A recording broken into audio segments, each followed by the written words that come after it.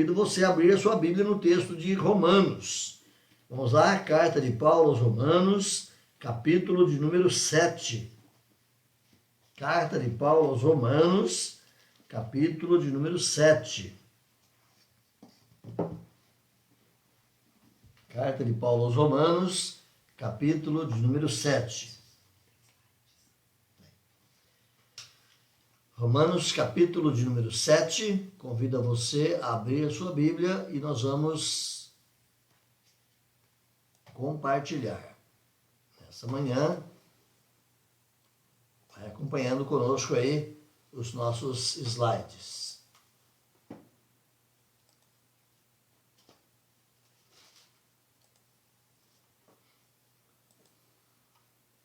Romanos, capítulo de número 7. Nós vamos ler todo o capítulo, de 1 a 25, ok? Romanos 7, de 1 a 25, eu convido você a ler comigo. Vamos lá. O texto sagrado diz assim: porventura ignorais, irmãos, falo aos que conhecem a lei, que a lei tem domínio sobre o homem toda a sua vida? Ora, a mulher casada está ligada pela lei ao marido enquanto ele vive, mas se o marido morrer, desobrigada ficará da lei conjugal, de sorte que será considerada adúltera se vivendo ainda o marido unir-se com outro homem. Porém, se morrer o marido, estará livre da lei e não será adúltera se contrair novas núpcias. Assim, meus irmãos, também vós morrestes relativamente à lei por meio do corpo de Cristo, para pertencerdes a outro, a saber, aquele que ressuscitou dentre os mortos, a fim de que frutifiquemos para Deus. Porque quando vivíamos segundo a carne, as paixões pecaminosas, postas em realce pela lei, operavam em nossos membros, a fim de frutificarem para a morte. Porém, agora libertados da lei, estamos mortos para aquilo a que estávamos sujeitos, de modo que servimos em novidade de espírito e não na caducidade da letra. Que diremos, pois? É a lei pecado? De modo nenhum. Mas eu não teria conhecido o pecado, senão por intermédio da lei, pois não teria eu conhecido a cobiça, se a lei não dissera, não cobiçarás.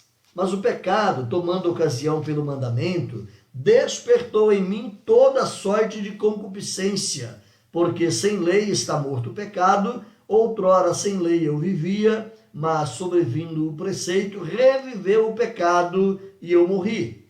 E o mandamento que me fora para a vida, verifiquei que este mesmo se me tornou para a morte, porque o pecado, prevalecendo-se do mandamento, pelo mesmo mandamento me enganou e me matou. Por conseguinte, a lei é santa e o mandamento santo, justo e bom. Acaso o bom se me tornou em morte? De modo nenhum. Pelo contrário, o pecado, para revelar-se como pecado por meio de uma coisa boa, causou-me a morte, a fim de que pelo mandamento se mostrasse sobremaneira maligno. Porque bem sabemos que a lei é espiritual. Eu, todavia, sou carnal, vendido à escravidão do pecado. Porque nem mesmo compreendo o meu próprio modo de agir, pois não faço o que prefiro, e sim o que detesto. Ora, se faço o que não quero, consinto com a lei que é boa. Neste caso, quem faz isso já não sou eu, mas o pecado que habita em mim. Porque eu sei que em mim, isto é, na minha carne, não habita bem nenhum, pois o querer o bem está em mim, não, porém, o efetuá-lo. Porque não faço o bem que prefiro, mas o mal que não quero, esse faço. Mas se faço o que não quero, já não sou eu quem o faz, e sim o pecado que habita em mim. Então, ao querer fazer o bem, encontro a lei de que o mal reside em mim. Porque no tocante ao homem interior, tenho prazer na lei de Deus, mas vejo nos meus membros outra lei que, guerreando contra a lei da minha mente, me faz prisioneiro do pecado que está nos meus membros. Desventurado homem que sou, quem me livrará do corpo desta morte? graças a Deus por Jesus Cristo, nosso Senhor, de maneira que eu, de mim mesmo, com a mente, sou escravo da lei de Deus, mas segundo a carne, da lei do pecado. Amém? Que Deus possa nos abençoar nessa manhã, Deus possa fortalecer a sua vida através desse estudo.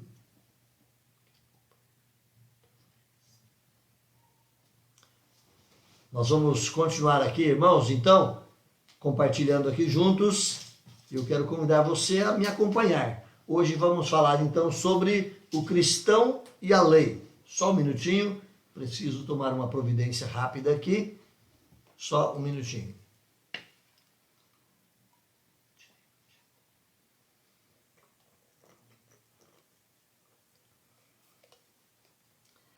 Amém. Voltamos aqui. Vamos lá, caminhando comigo. Hoje o tema da nossa reflexão é o cristão e a lei. Você pode estar acompanhando aí alguns PowerPoints que a gente vai colocando para ajudar, quem sabe, na percepção, na fixação melhor da nossa reflexão dessa manhã. Há uma tensão entre a lei e a fé, um ponto de tangência entre as duas coisas e, ao mesmo tempo, um ponto de atrito. E essa tensão, então, ela traz certa dificuldade, tanto ao judeu, lá no passado, ou aos judeus do presente, quanto aos cristãos em todas as épocas. Essa tensão, ela traz certas dificuldades. A lei, ela continua valendo ou não continua valendo? Até onde o cristão serve ou não serve a lei? Até onde a lei é importante ou não é importante na vida daquele que teme ao Senhor? Esse texto, meus irmãos, ele possui uma certa complexidade. Você pode perceber até mesmo pelas expressões de Paulo, pelos trocadilhos e pelas construções gramaticais que ele nos oferece. Existe uma certa complexidade para compreendermos. É um texto difícil de interpretar, mas não é impossível. Pela graça e pela iluminação do Espírito, Deus nos dê então a bênção de compreendê-lo um pouquinho mais nessa manhã. E ao longo da vida vamos aprendendo aí com a palavra. Eu quero voltar aqui. No último PowerPoint eu disse de que maneira a lei se relaciona com o cristão. Existe esse relacionamento? O cristão tem uma relação com a lei? Ela serve para o cristão? Ou o cristão está ainda submisso em alguma medida à lei? Como que a lei se relaciona com a vida cristã? Então vamos observar aqui em primeira mão algumas considerações gerais sobre a lei, ok? Fique com a Bíblia aberta, o texto é Romanos capítulo 7. Obviamente você vai ser jogado para algum outro texto que possa nos auxiliar também, é uma boa compreensão, mas vamos caminhando juntos aqui. Primeira colocação, então, o que é a lei? Se você tiver que definir para alguém, você está evangelizando, você está discipulando, catequizando alguém e precisa ajudar essa pessoa a ter uma compreensão da lei. O que é a lei? De maneira bem simples, a gente pode dizer que a lei é a vontade de Deus revelada aos homens em palavras, em princípios, em preceitos, em julgamentos, em atos. A lei é a revelação da vontade de Deus. Então, toda a vontade de Deus, ela é expressa de forma legal, constituída para que nós a obedeçamos. A vontade de Deus não é apenas para que a gente tome conhecimento e ache bonito. A vontade de Deus não é apenas para que a gente admire, olha como Deus é maravilhoso em fazer isso ou aquilo. Não, a vontade de Deus é dada para nós, irmãos, para que nós a obedeçamos. No dizer de Moisés, em Deuteronômio 29, para que a cumpramos à risca. Lembra de Deuteronômio 29? É um texto bem clássico. O texto lá diz que as coisas ocultas pertencem a Deus, mas as coisas reveladas pertencem a nós e aos nossos filhos para que as cumpramos à risca. Tudo que Deus revelou é para ser obedecido. Tudo que Deus revelou é para ser vivenciado na vida daquele que o teme. Então, o conhecimento da vontade de Deus não é algo apenas para saber, é algo para se viver. Se você olha comigo aí o texto de Êxodo capítulo 16, verso 28, diz assim o texto: então disse o Senhor a Moisés, até quando recusareis guardar os meus mandamentos e as minhas leis? Ou seja, Deus dera leis, princípios, julgamentos, mandamentos. Deus deu a sua lei para que ela fosse observada. Até quando recusareis em guardar? É a pergunta que Moisés levanta para o povo lá no seu período. Só lembrando então que a lei é a vontade revelada de Deus para que nós a cumpramos. Geralmente se relaciona a lei ao Antigo Testamento. É uma maneira comum de se observar e de se dicotomizar a Bíblia. Dizer que o Velho Testamento é lei, o Novo Testamento é evangelho. Mas isso não significa que o Novo Testamento não traga também normas ao crente. Que o Novo Testamento não traga também leis ao crente. Então nós não podemos dizer que o Velho Testamento é lei e o Novo é graça. O Velho é lei, o Novo é evangelho. Não, isso não coaduna, isso não está de forma harmônica com toda a revelação bíblica. É seguro dizer que há lei no Antigo Testamento e há evangelho no Antigo Testamento. Que há lei no Novo Testamento e que há evangelho no Novo Testamento. Aliás, é muito difícil dicotomizarmos e queremos separar evangelho de lei. Porque evangelho é para ser obedecido também. Evangelho é dom, é bênção, é graça. Evangelho é boa nova, mas evangelho é para ser obedecido. Ouvistes o que foi dito aos antigos, eu porém vos digo. E aquelas recolocações do Senhor Jesus ali no Sermão do Monte, como um modelo de que os ensinamentos da lei lá do Velho Testamento é o puro evangelho do Novo. Percebe? Não há como dicotomizar, não há como separar e dizer que lei é coisa do Velho Testamento. Lei e evangelho. A boa notícia e os deveres cristãos estão contidos tanto em um quanto em outro testamento, para mim e para você, para que nós os cumpramos à risca. O Pentateuco é outra coisa que nós devemos lembrar, que também o Pentateuco é uma definição ou uma instituição da lei. Você pode olhar para o Pentateuco e quando muitas vezes se fala na Bíblia a lei e os profetas. Então esse termo a lei significa o Velho Testamento, a Torá, os livros de Moisés, que é o Pentateuco, e os profetas, que são os demais livros, incluindo os livros poéticos. Há outros momentos que fala os profetas, os salmos e a lei. Então, quando se fala lei, muitas dessas designações na Bíblia é uma referência ao Pentateuco. O que é o Pentateuco? Então, o Pentateuco, só para lembrarmos, a palavra penta, lá no grego, é 5, ok? Então, já dá para perceber que são 5 livros de Moisés. Os judeus, eles chamam esse volume, esse grupo de 5 livros de Moisés, de Torá, ou seja, é a lei.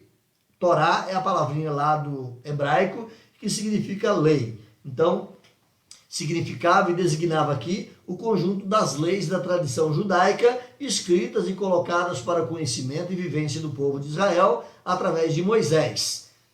Outra observação que nós queremos lembrar, então, é que Pentateuco é o conjunto dos primeiros 5 livros do Novo Testamento, do Antigo Testamento, tá? Quando você ouvir falar em Pentateuco, lembra, são os 5 livros de Moisés, os primeiros 5 livros do Novo ou do Antigo Testamento. Tá aí para você Gênesis, Êxodo, Levítico, Números e Deuteronômio. São os 5 livros lá do Antigo Testamento, iniciando a revelação bíblica com o nosso irmão Moisés. A palavra Pentateuco é de origem grega e significa 5 livros. Significa 5 volumes, ok? Então, só para lembrar aí, quando se fala em lei, e muitas vezes na Bíblia, a referência à lei é uma referência a esses 5 livros. Mas lembre, a lei é toda a revelação de Deus, que não está contida apenas nesses 5 livros, não está contida em toda a Escritura. Então vamos caminhando mais um pouquinho aqui. O Antigo Testamento e algumas referências que o Novo Testamento faz à lei, ela está voltada para todo o Antigo Testamento.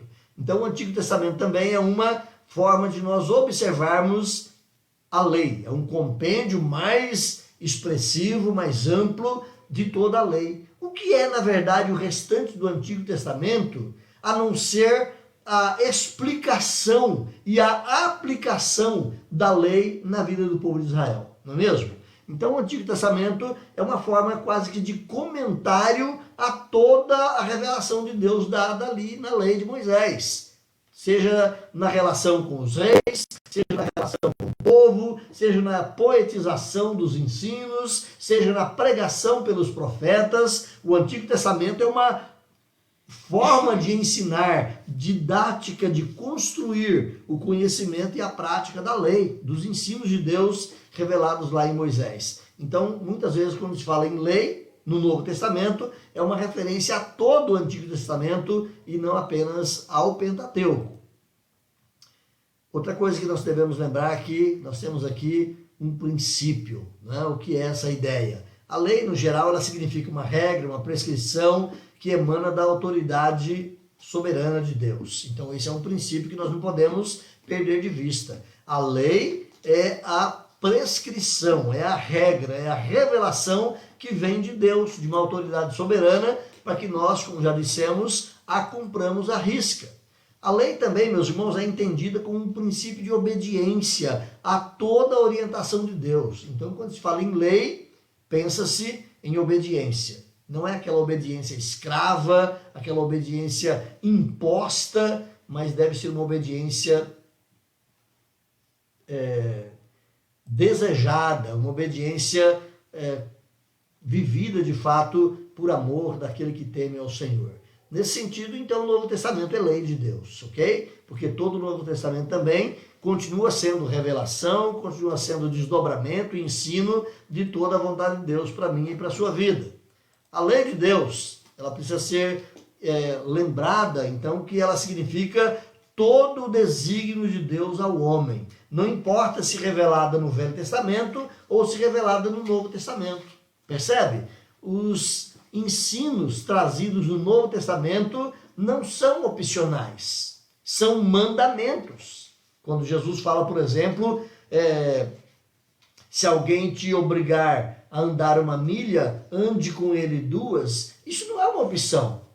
Quando Jesus fala, ame ao que te persegue e ore pelos seus inimigos, isso não é uma opção. Não, é um mandamento, é uma lei do nosso Senhor para que nós a vivamos. Então a lei de Deus, ela significa todo o desígnio de Deus dado ao homem, não importa se no Velho ou se no Novo Testamento. Lembra de Paulo falando a Timóteo, 2 Timóteo capítulo 3, versículo 16, é um texto que certamente você conhece bem, e o texto lá de Timóteo diz assim, toda a escritura é inspirada por Deus, é útil para o ensino, para a repreensão, para a correção, para a educação na justiça. E o verso 17, não colocamos aqui, mas ele complementaria para você dizendo, para que o homem seja apresentado, todo homem seja apresentado perfeito perante o Senhor. Ou seja, aceitável perante o Senhor pela sua vida de obediência a essa palavra.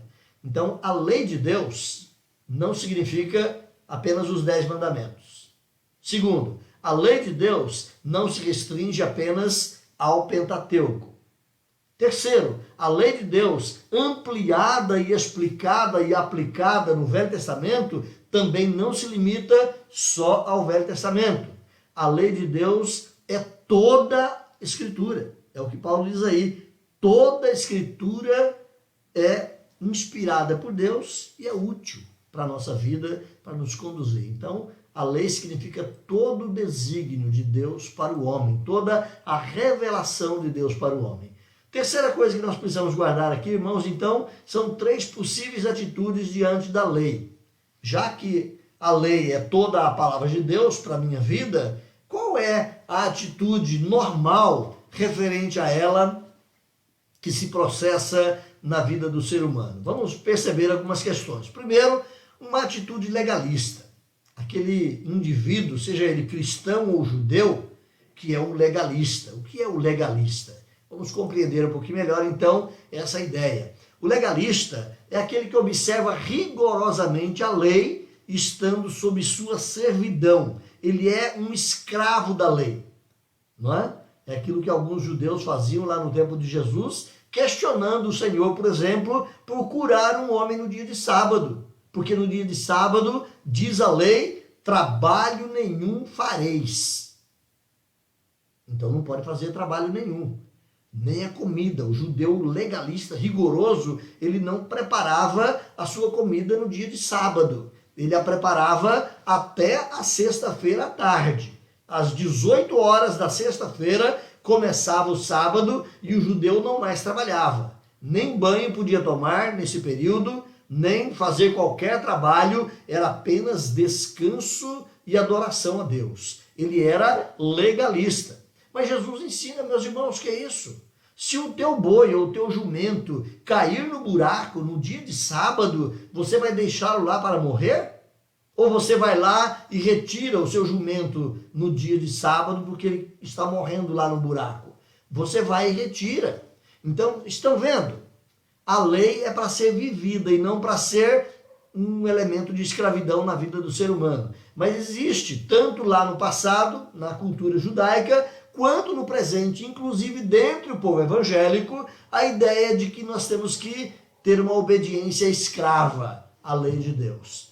O legalista é aquele que então observa rigorosamente os preceitos da lei, sendo quase que um escravo dela. Como ele não consegue viver a lei completamente, ele acaba vivendo de aparências. Porque quem consegue viver 100% a lei? Não é verdade? Então não dá para dizer que é possível observar a lei ipsis literis ou ipsis verbis, ao pé da letra, cada princípio, porque nós não conseguimos. Então, aquele indivíduo que é legalista, ele aponta os pecados dos outros, ele aponta os pecados alheios, mas ele próprio não consegue enxergar os seus erros. E muitas vezes, então, ele acaba tendo o quê? Uma vida hipócrita. Ele possui uma religiosidade que acaba se manifestando hipócrita, visto que ele exige de outros aquilo que ele não consegue viver. É o que Jesus Cristo levantou também no capítulo 23 de Mateus, quando ele fala que vocês atam pesar dos fardos sobre os ombros dos outros, mas vocês mesmos não movem um dedo para cumprir, porque ninguém consegue cumprir a lei, meus irmãos. Na plenitude dos termos, na totalidade dos princípios de Deus, ninguém consegue cumpri-la. Então não adianta e não se deve ser legalista diante da lei. Segundo elemento que nós temos então é o antinomiano. O antinomiano é o libertino. É aquele que diz, não, para mim não tem lei. Eu não vivo sob lei nenhuma e eu faço o que eu quero. Eu sou livre. Eu faço aquilo que dá na cabeça. Eu não tenho lei nenhuma que me segura. Então esse também existe tanto no meio da cultura judaica lá do passado e do presente, quanto também no meio do povo cristão, em todos os tempos, aqueles que se declaram libertinos. Ele detesta a lei e lança fora qualquer princípio de lei. Eu não tenho lei sobre mim. Declara-se livre, portanto, liberto da lei. Ele transforma a liberdade em libertinagem. Ou seja, já que não existe lei sobre mim, eu posso fazer qualquer coisa, inclusive pecar. Ele vive sem normas e vive sem limites. Mas isso também não coaduna muito com o cristianismo. Então, se o legalista não coaduna, não se harmoniza, não se ajusta ao cristianismo verdadeiro, ao cristianismo de Jesus, se o antinomiano, o libertino, também não coaduna, não se ajusta com o cristianismo de Jesus Cristo, o que nós devemos esperar então? Então, o terceiro momento é um cristão equilibrado. Aí o cristão equilibrado vai ter uma compreensão mais sadia e mais plena da lei de Deus, das verdades de Deus. Primeiro, ele respeita, ele ama e ele obedece à lei. Não de uma forma escrava, mas ele respeita e ama a lei de Deus. Ele procura vivenciar os princípios de Deus. Ele se alegra da libertação do regime da lei, da escravidão da lei. Ele se alegra pela liberdade que Deus dá em cumprir a sua vontade. Ele tem prazer em conhecer a vontade de Deus e busca vivê-la, mesmo sabendo que ele não é capaz de viver 100% essa vontade revelada. Ele se alegra pela oportunidade que Deus dá para que ele observe, para que ele conheça a revelação de Deus. Então, o cristão equilibrado, ele ama, ele obedece, ele respeita a lei de Deus. Olha o versículo 12, voltando então lá para Romanos capítulo 7, olha aí o versículo de número 12. Ele vai dizer que, por conseguinte, a lei é santa, o mandamento é santo, é justo e é bom. Então, o cristão equilibrado, ele tem essa visão de Paulo. Ele sabe que ele não consegue cumprir a lei. Ele sabe que ele não pode ser um escravo da lei, mas ele sabe que a lei é santa, que a lei é boa, que a lei é justa e que a lei deve ser vivida por ele. Ele reconhece que a força para cumprir os preceitos de Deus vem de Deus. Ou seja, você só é capaz de andar na vontade de Deus se você estiver buscando a força em Deus. Você só é capaz de vivenciar os ensinos de Deus se o poder para viver esses ensinos forem de Deus.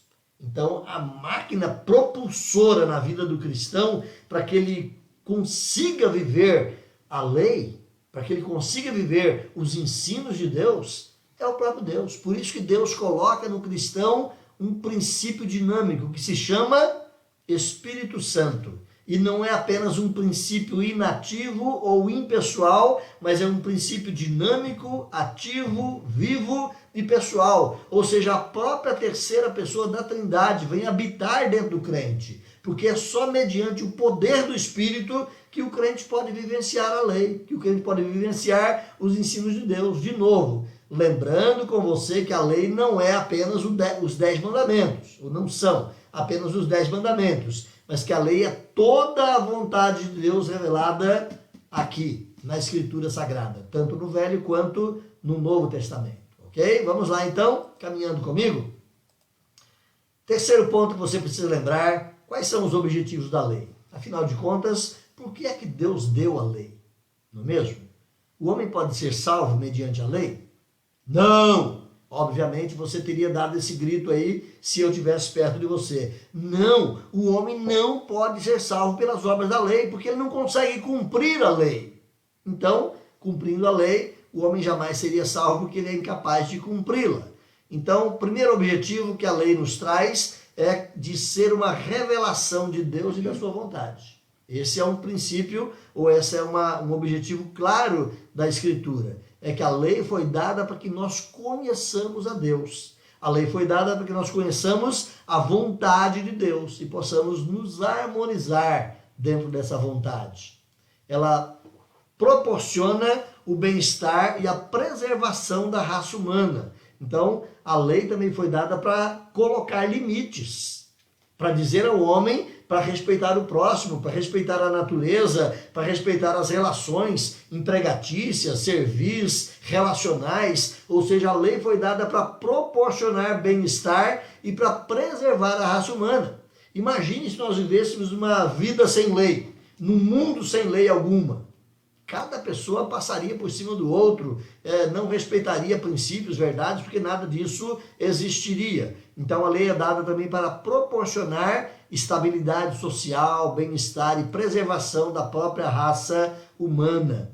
É um sinal vermelho em algumas áreas, mas é um sinal vermelho em amor, para nos beneficiar de maneira que toda a nossa vida seja preservada. Terceiro princípio, o terceiro objetivo da lei é levar os homens ao arrependimento e à confiança na graça de Deus. A lei revela-nos o nosso estado de pecado, nos mostra que somos pecadores e fracos e nos conduz então a reconhecer o nosso pecado, a buscar arrependimento perante o Senhor e confiar nele e não em nós mesmos, porque nós não temos capacidade de agradar a Deus por nós mesmos. Quarto princípio, ou quarto objetivo, é pôr o pecado às claras. Você já leu, tanto no capítulo 6, quanto agora no capítulo 7 também, a ideia de que é por causa da lei que vem o conhecimento do pecado. Se não tivesse lei, como nós saberíamos o que era pecado ou não? Não é mesmo? O pecado existia sem a lei? Sim, ele existia, mas ele não era percebido. Nós não tínhamos discernimento, embora nós tivéssemos já, como ensinado no capítulo 2, depois reforçado no capítulo 6, nós já tínhamos aquela revelação natural de Deus na mente, na consciência, não é?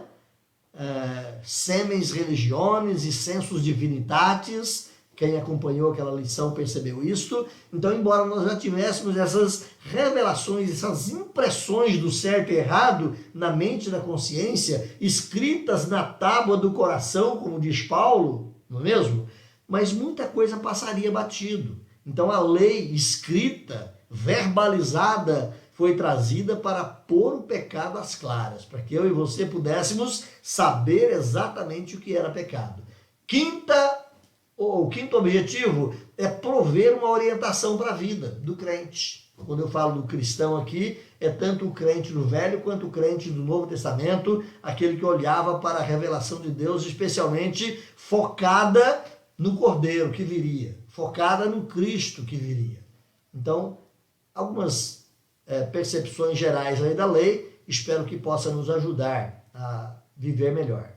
Outra coisa que a nossa lição traz é a severidade da lei. A lei não é brinquedo, não. A lei é séria, a lei é severa e a lei traz consequências duras para a vida humana. Então, de novo, um princípio que nós não podemos perder de vista. O princípio é: a lei tem autoridade sobre um homem só enquanto ele vive. Volta então para o capítulo 7, versículo 1. Porventura ignorais, irmãos, pois falam os que conhecem a lei, que a lei tem domínio sobre o homem toda a sua vida. Então, durante toda a vida, a lei tem um poder de dominação ou de mostrar ao homem exatamente aquilo que ele é. E Paulo, então, vai levantar aí uma relação ilustrativa que nós vamos compartilhar depois, a ideia do casamento, né? Mas vamos lá, caminhando aqui nesse princípio. Meus irmãos, a morte invalida o domínio da lei sobre o indivíduo e desobriga esse indivíduo dos compromissos contratuais. Correto? Então, a morte finish. A morte acaba com o domínio da lei na vida do homem. Se você é casado, é obrigado a cuidar da sua esposa, é obrigado a prover alimento e sustento para os seus filhos, morreu, acabou. Você não tem mais como fazer isso. A lei perdeu o valor sobre a sua vida nesse quesito. Então vamos caminhando aqui. Com a morte, então, são dados como terminados os preceitos da lei. O homem está livre, porque ele morreu, acabou, não existe mais um peso sobre ele no cumprimento da lei. É isso que Paulo vai tratar conosco aqui.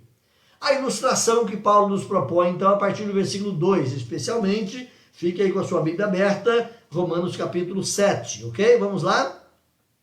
Paulo usa aqui a ilustração do casamento. É importante você não perder isso de vista. E ele vai dizer: ora, a mulher casada está ligada pela lei ao marido enquanto ele vive, mas se o mesmo morrer, desobrigada ficará da lei conjugal, ok? A mulher não tem mais obrigação com aquele marido porque ele morreu. Então a mulher está ligada legalmente ao marido enquanto ele vive. É o que Paulo estabelece aqui para que a gente possa fazer essa relação entre a lei e o homem. O compromisso conjugal, ele só é rompido quando uma das partes morre. Aqui não precisa ser a mulher ao homem, mas também o homem à mulher. Então, um e outro estão ligados pela lei enquanto ambos estão vivos. A partir do momento que um dos cônjuges morre, está desobrigado. As obrigações legais em relação àquela pessoa acabaram. Não há mais como cumprir. Não há mais como se submeter a uma lei em relação a uma pessoa que já partiu. Matrimônio, portanto, para toda a vida não significa matrimônio para a vida além. Então vamos fazer uma crítica óbvia e rápida aqui àqueles que juram amor eterno. Casei para a eternidade. Não existe isso. Existe casamento para a vida. Ah, casados para sempre até que a morte os separe. Então, vamos dizer bem popular e comum, salvo engano, de Vinícius de Moraes, o amor é eterno enquanto dura. O casamento ele é eterno enquanto os dois estão vivos. A partir do momento que um dos dois morreu, o amor eterno deixou de ser eterno, né? Então, o trocadilho aí ele serve para trazer um romance bonito para nós, mas ele tem que ser respeitado à luz da verdade da lei. O matrimônio, ele é para toda a vida. E diante de Deus, qualquer matrimônio que acaba, que encerra antes da morte de um dos cônjuges, que me respeitem os irmãos, está errado. Qualquer matrimônio que acabe fora da morte de um dos cônjuges não é a vontade de Deus. A vontade de Deus é que o matrimônio seja até que a morte o separe. E enquanto o marido estiver vivo, mesmo que você tenha divorciado ou coisa parecida, enquanto o outro estiver vivo, a sua relação com outra pessoa não é bem vista aos olhos de Deus, não é bem vista à luz da Escritura. É difícil esse tema, mas leia depois com calma, com discernimento, capítulo 19 de Mateus, e você vai ter mais esclarecimentos ali, ok? Mas o ponto básico aqui é a relação da lei, da legalidade. Enquanto um está vivo, ou enquanto os dois estão vivos, existe uma relação de lei sobre de um sobre o outro, de outro sobre o outro. Mas se um deles morre, o outro está livre. Então, se o marido morre, a esposa está livre. Se a esposa morre, o marido está livre. Eu sei que é difícil, às vezes até na relação sentimental, o marido morrer e a mulher contrair uma nova núpcia, existe uma barreira para ser vencida ali. Paulo fala que é lícito, pode fazer, pode casar de novo, mas é difícil. Tem um tempo ali de maturação, um tempo de fortalecimento dos sentimentos e da centralidade da vida para que a pessoa possa, de fato, assumir um novo casamento, né? Mas Paulo diz, está livre. Então, tendo morrido um ou tendo morrido outro, uma parte está livre em relação à outra. Então, no ensino de Paulo, tem uma morte que nos desobriga da lei. Agora, voltando para o aspecto da lei de Deus sobre o homem. Ok? Existe no ensino de Paulo uma morte que nos desobriga da lei. A morte de Cristo. Então, com a morte de Cristo, o homem é livre da lei. Vamos compreender isso um pouquinho mais. Na morte de Cristo, nós somos desobrigados das exigências da lei, no que respeita à sua salvação. Você não consegue e você está agora desobrigado. O homem que não tem Cristo, a lei continua valendo sobre ele. Como é que Deus vai julgar o pecador no último dia? Não para saber se ele vai para o céu ou para o inferno, mas para considerar as realidades da vida desse indivíduo, de condená-lo, de implicar sobre ele pesos condenatórios. A lei, a vontade revelada, é aquilo que Deus revelou, seja na mente, no coração, na consciência e depois a lei verbalizada, escrita. É por essa vontade revelada que Deus vai julgar cada um. Então, na morte de Cristo, o homem é liberto das exigências da lei no que respeita à sua salvação. Isso só ocorre por meio da fé em Cristo Jesus. Quem crê em Cristo Jesus está livre da lei para a sua salvação. Quem não creu em Cristo Jesus, ele tinha a obrigação de cumprir a lei. Mas como ele é impossível, ele está então condenado.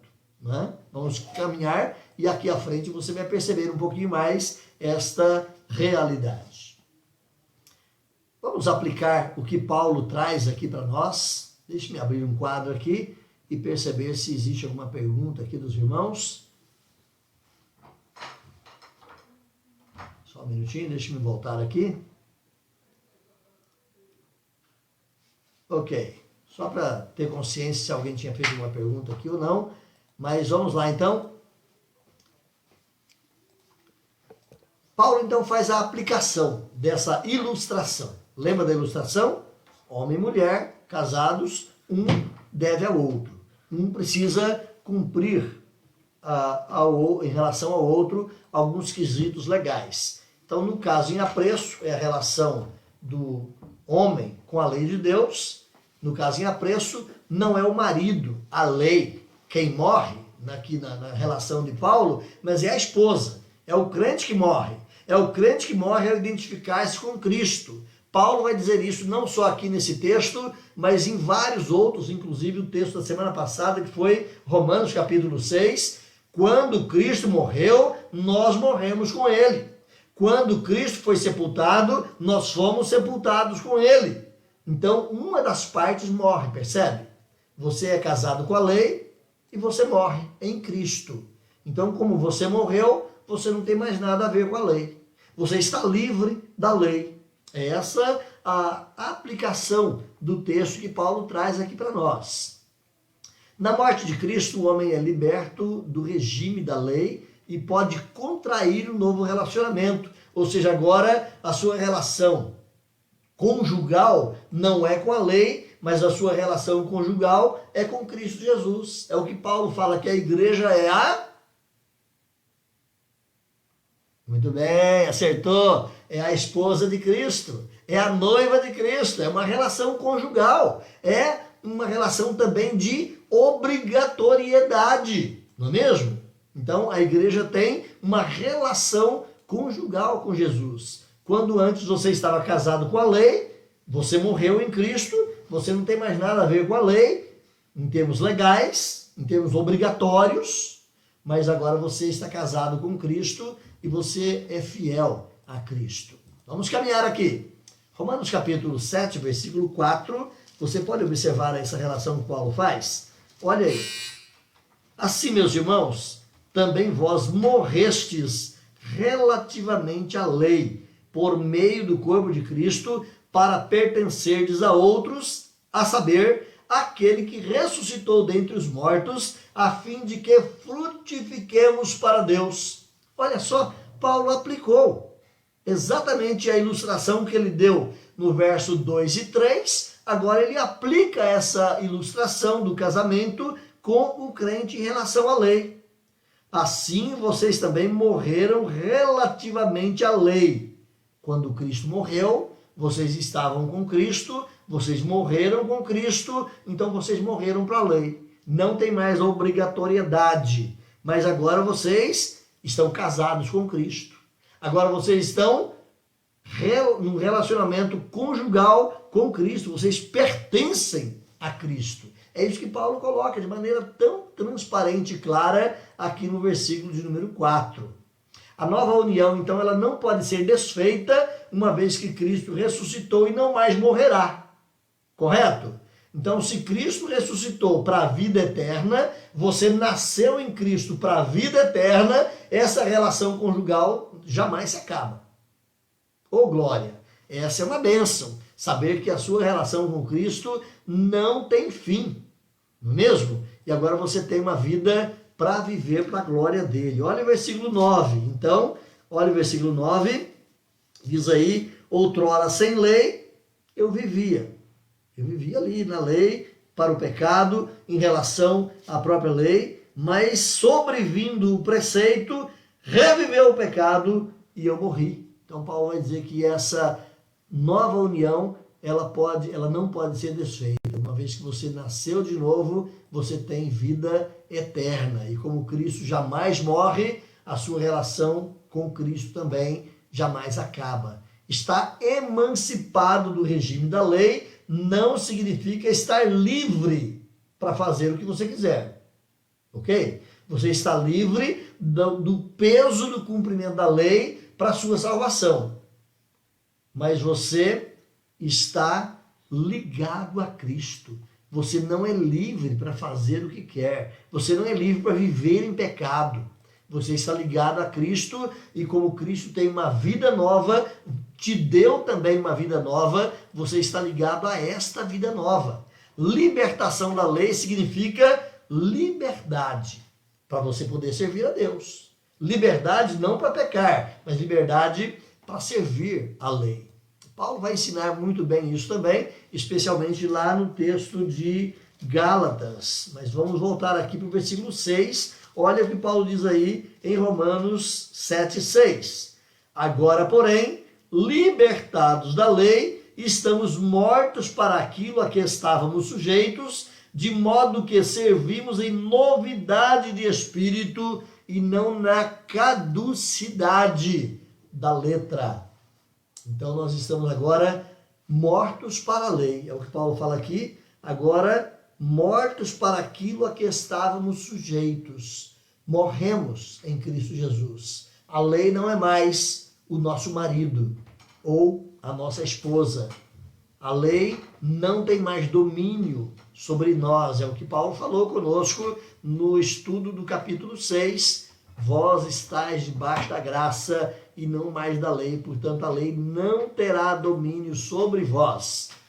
F.F. Bruce, um comentarista e exegeta bíblico, ele vai dizer o seguinte: a morte e o pecado são resultados da associação com a lei, mas a vida e a justiça são resultados da associação com Cristo Jesus. Então, a nossa relação agora é uma relação de vida e de justiça, porque estamos associados a Cristo Jesus. Terceiro ponto, vamos lá? Caminhando comigo, terceiro ponto aqui da nossa reflexão, o ministério da lei. Vamos entender um pouquinho essa relação da lei sobre nós. A lei é pecado? Não, de modo nenhum, ok? A lei não é pecado, de modo nenhum, vai dizer Paulo. Então vamos caminhar e vamos compreender essa relação da lei enquanto ministério de vida. Olhe mais uma vez aí, versículo 7, a pergunta retórica que Paulo levanta. Que diremos, pois? É a lei pecado? De modo nenhum.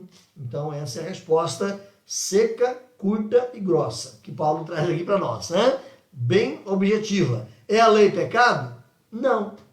A lei não é pecado. De modo nenhum. Vamos compreender um pouquinho mais, então, essa questão. Se a lei não é pecado, qual é a relação entre a lei, o pecado e a lei? É isso que Paulo levanta aqui. A lei é pecado? Não. Então, qual é a relação dela com a lei? Nós não podemos perder isso de vista. Então, para explicar isso, Paulo vai dizer o seguinte: a lei revela o pecado. A lei não é pecado em si, mas ela traz o pecado à consciência. Ela traz o pecado à observação. Ela traz o pecado à nossa percepção. É por causa da lei que você percebeu o pecado. A lei fala para você: não cobiçarás. E isso desperta em você o pecado que está lá dentro. Ou seja, traz à consciência um pecado que você possui, que é o pecado da cobiça. É isso que Paulo vai dizer nesse mesmo contexto, nesse versículo. Se a lei não dissera não cobiçarás, eu nem ia perceber que eu tinha cobiça. Mas quando a lei fala não cobiçarás, isso traz a lume, isso traz à tona, isso traz aqui na minha consciência o fato de que eu cobiço. Não é mesmo? Então a lei, ela é aquela lupa que puxa e explode diante dos seus olhos, diante da sua consciência, o fato de que você não a cumpre. Olha então a parte B do versículo 7. Fique aí comigo, depois da pergunta que Paulo faz, ele vai dizer: eu não teria conhecido o pecado senão por intermédio da lei. Então a lei é essa lupa que ilumina, que esclarece, que aumenta em proporção, que deixa você perceber a sua pecaminosidade. Então, a lei revela o pecado. Vai para o capítulo 3. Volta aí um pouquinho, pode ser? Romanos, capítulo 7. Desculpe, Romanos, capítulo 3. Vamos lá? Comigo. Romanos, capítulo 3. Deixa eu achar aqui na minha anotação. Romanos, capítulo 3, versículo 19 e 20. Olha aí, Romanos capítulo 3, verso 19 e 20, Paulo fala assim: ora, sabemos que tudo que a lei diz, aos que vivem na lei o diz, para que se cale toda a boca e todo homem seja culpável perante Deus, visto que ninguém será justificado diante dele pelas obras da lei, em razão de que pela lei vem o pleno conhecimento do pecado. Ficou fácil ou ficou difícil? Paulo vai dizer: tudo que a lei diz, ela diz para que o homem seja culpado. Ela diz para que o homem perceba que ele não vive isso. Ela diz para que o homem veja o quanto ele é pecador. E uma vez vendo que ele é pecador, ele cale a boca. Uma vez reconhecendo o seu pecado, ele fique quieto. Uma vez reconhecendo o seu pecado, ele se humilhe. Uma vez reconhecendo o seu pecado, ele se veja de fato culpado perante Deus. Em razão de que, diz Paulo no versículo 20, pela lei vem o pleno conhecimento do pecado. Então olhe de novo lá no capítulo 7 agora, a parte final do versículo 7. Eu não teria conhecido a cobiça se a lei não dissera, não cobiçarás. A lei revela o pecado. É porque a lei fala, não deseje aquilo que é do próximo, que você fala, nossa, eu tenho feito isso.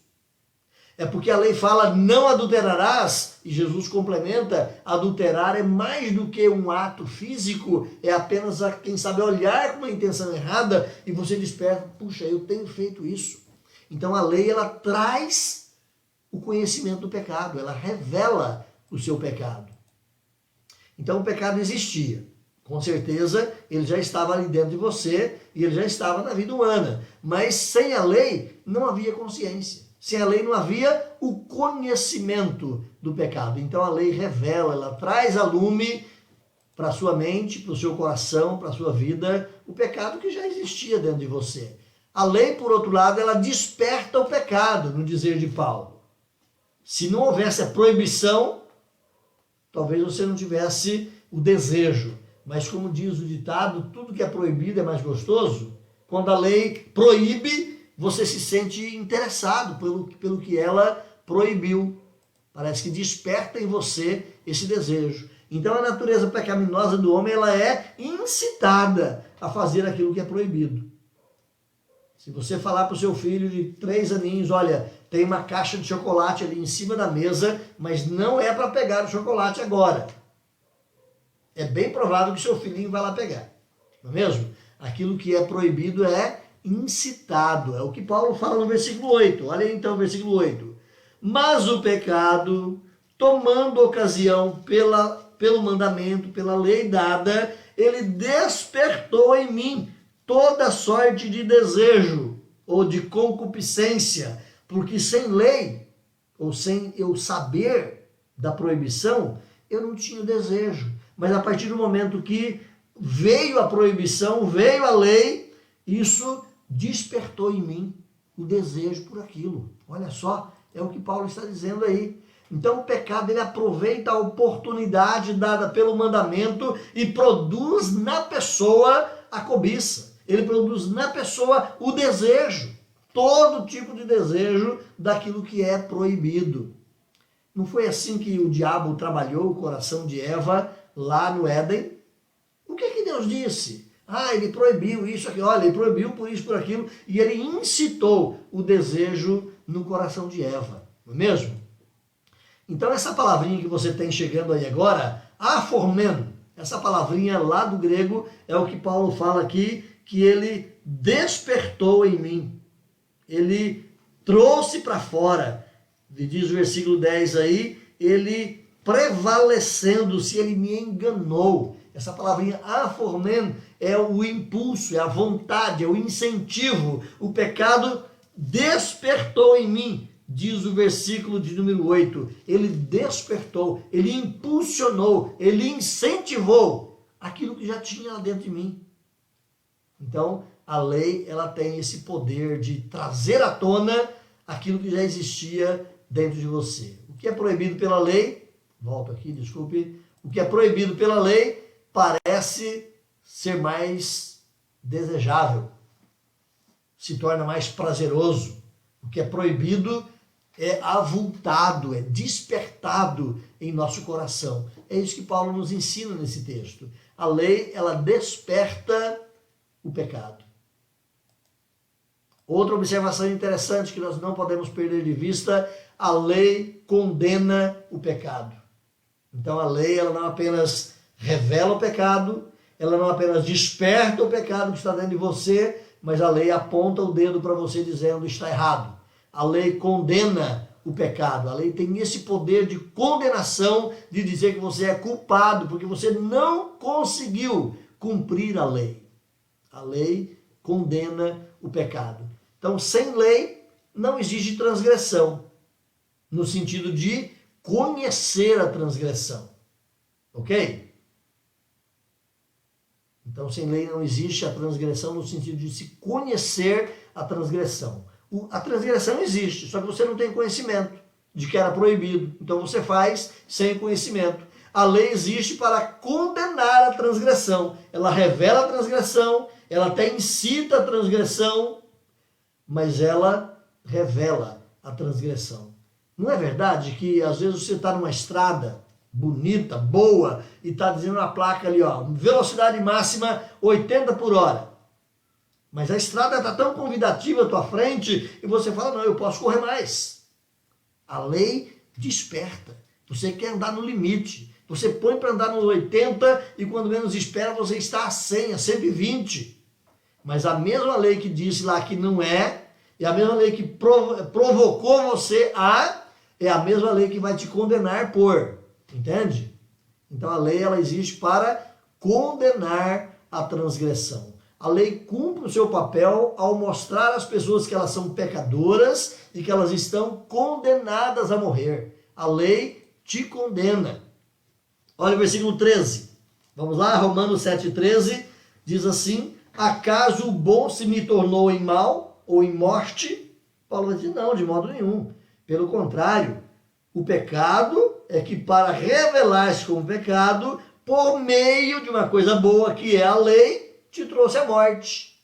O pecado que foi incitado, foi instigado, e o pecado aproveitando-se do mandamento que te esclarecia, ele mostrou que você é um pecador e por fim ele trouxe a morte, a fim de que pelo mandamento se mostrasse maligno. Ou seja, por causa do mandamento, você reconhece que você é um pecador.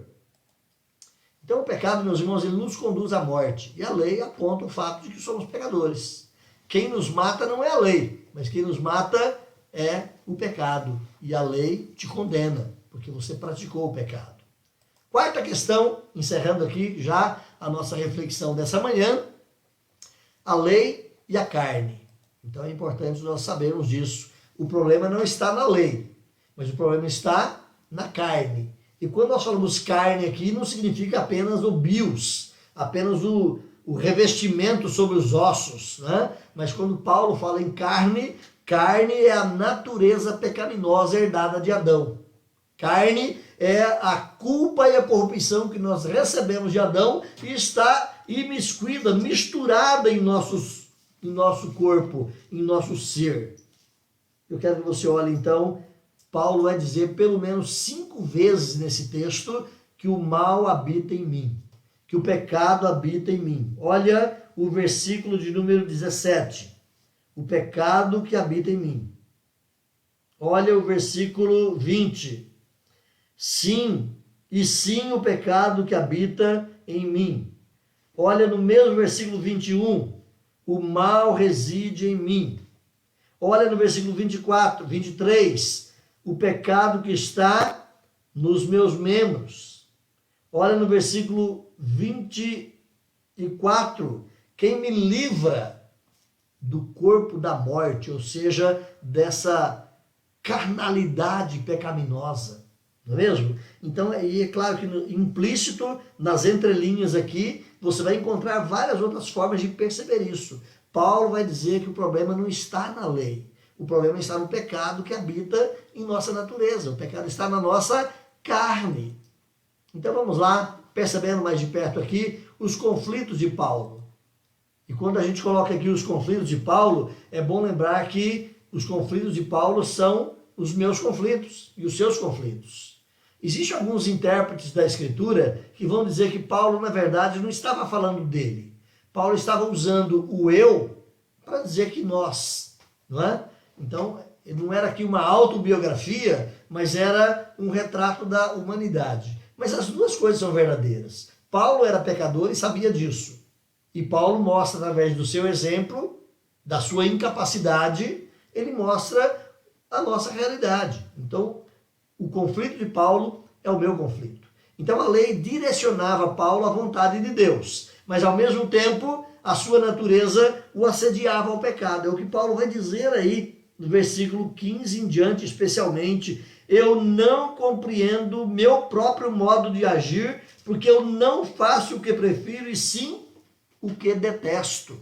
Não é mesmo? Então Paulo vai mostrar isso. E ele vai continuar dizendo, ora, se eu faço o que eu não quero, então eu consinto com a lei que é boa. Eu entendo que a lei é boa, mas eu estou transgredindo aqui. Nesse caso, quem faz isso não sou eu, mas é o pecado que habita em mim. E essa dialética, esse conflito interno na mente de Paulo vai ficar pulando de um lado para o outro aí em vários versículos. Havia conflito entre o que é espiritual e aquilo que é carnal. Então olha aí especialmente o versículo de número 14, quando Paulo fala assim, sabemos que a lei é espiritual, ela é perfeita, ela é divina, mas eu, todavia, sou carnal. Existe um conflito. Eu poderia pegar com você rapidamente o lembrete lá de Gálatas capítulo 5, verso 17. Você lembra do texto. Não precisa nem correr para lá que você lembra. A carne milita contra o espírito e o espírito milita contra a carne. É o espiritual contra o carnal. E os dois estão em mim. E essa briga acontece o tempo todo. Eu tenho duas naturezas. Uma natureza espiritual, que é a nova natureza nascida em Cristo, e eu tenho a velha natureza, que é a natureza herdada de Adão. E as duas brigam entre si. Havia conflito entre o saber e o fazer. Eu sei, mas não consigo fazer. Olha só o versículo 18.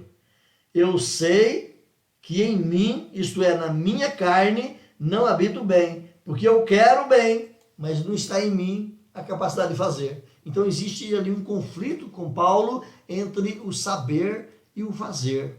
Do 15 ao 23, especialmente, Paulo vai trabalhar isso. E olha o versículo 19 e 20. Porque não faço o bem que eu prefiro, ou seja, o bem que eu sei que é o certo, mas o mal que eu não quero, isso eu faço. Olha o conflito aí do saber e do fazer. Versículo 20. Se eu faço o que eu não quero, não é eu quem faz, mas o pecado que habita em mim. Então ele vai dizer, existe uma lei na minha vida que o mal habita em mim. Não é? Então existe esse conflito aí na mente, na vida de Paulo e certamente na minha e na sua vida o tempo todo. Os conflitos de Paulo, meus irmãos, arremetem-nos então aos 3 tempos da santificação. Volte lá para o cântico que nós cantamos agora há pouco, você se lembra? Sou livre da culpa do pecado, não é? Você é livre da culpa, você está sendo livre da ação e você será livre da presença do pecado. Vamos colocar aqui essa ilustração. Os tempos do pecado. Então, no passado, a gente vai aprender isso. Nós fomos libertos da culpa do pecado na justificação em Cristo Jesus. Nós fomos libertados e pronto. No passado está tudo realizado. Já fomos libertados da culpa do pecado. Mas o tempo continua brigando conosco. No presente, nós estamos sendo libertos do poder do pecado pelo Espírito Santo. Todo dia é uma luta interior, todo dia é uma batalha e o Espírito Santo trabalha em nós de forma tal que nós vamos sendo libertos. Ora a gente volta, peca de novo, conserta, corrige, aprende novas formas e de repente cai de novo. É uma luta constante. Então nós estamos sendo libertos do poder do pecado. É o processo da santificação na nossa vida.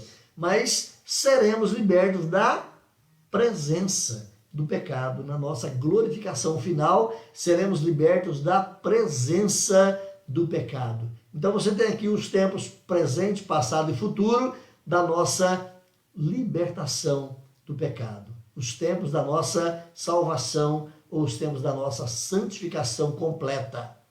Mas quero olhar não apenas para o conflito de Paulo, mas também para o desespero de Paulo. Vamos terminando aqui. O grito de Paulo, meus irmãos, ele aponta para alguém que está fragilizado pelas lutas contra o pecado e ele anseia pela libertação. Olha o versículo de número 24. Olha o grito que Paulo dá aqui. Que desgraçado homem que eu sou, desventurado homem que eu sou, quem vai me livrar do corpo desta morte? Então, no versículo 13, Paulo perguntou, acaso o bom se me tornou em morte? E agora ele vai dizer, quem me livrará desta morte? Quem me livrará desse corpo pecaminoso? Eu quero contar para você rapidamente aqui, existia aquela prática do rei dos etruscos, que ele amordaçava, ele agrilhoava, ele amarrava com correntes na vida de um condenado, em alto grau, um corpo morto. Seja de um indigente qualquer ou de um animal morto. E aquele desgraçado daquele condenado ia viver com aquele corpo amarrado à sua vida até morrer. Então eu trabalho um pouco essa ideia que aquele corpo vai se apodrecendo, ele vai se definhando, e o mau cheiro, e os gusanos, e os vermes vão comendo o corpo vivo. E é isso que Paulo está dizendo, eu estou com o corpo do pecado, o corpo da morte amarrado em mim, quem me livra dele? Nós, enquanto aqui nessa terra, meus irmãos, estaremos vivendo com esses dois corpos juntos. O novo corpo criado em Cristo Jesus, o novo homem criado em Cristo Jesus, mas o velho homem. Então a única saída é Jesus Cristo. Por isso que Paulo dá esse grito maravilhoso de alegria no versículo final, aí, versículo 25. Graças a Deus por Jesus Cristo, nosso Senhor, de maneira que eu, de mim mesmo, com a mente, eu sou escravo da lei de Deus, eu conheço a lei de Deus e desejo vivê-la, mas com a carne, o pecado. Então a única saída é Jesus. Em Cristo nós temos a saída. Em Cristo nós temos a libertação completa. A única saída está na pessoa de Jesus Cristo e é a Ele que Paulo exalta, porque é nele que Paulo tem a sua libertação. E é assim que eu e você também vivemos, nessa briga constante contra o pecado, a força da lei apontando para o meu pecado, e eu tenho uma relação com a lei de obediência agora em Cristo Jesus. Eu sei que eu não consigo obedecê-la, mas Cristo é aquele que obedeceu e que viveu a lei por mim. Mas agora eu vivo sim, a lei continua tendo um valor na minha vida para vivê-la para a glória de Cristo. Terminamos aqui. A salvação, meus irmãos, bem como a luta contra o pecado, só podem ter êxito se estiverem alicerçadas na obra de Jesus Cristo. E não com base na obediência do pecador, porque essa obediência ela é impossível. Então a salvação só é possível porque você está em Cristo. A salvação só é possível se você estiver em Cristo. Caso contrário, não há vida, não há salvação, não há libertação, porque você não consegue, de forma alguma, você não consegue viver a lei.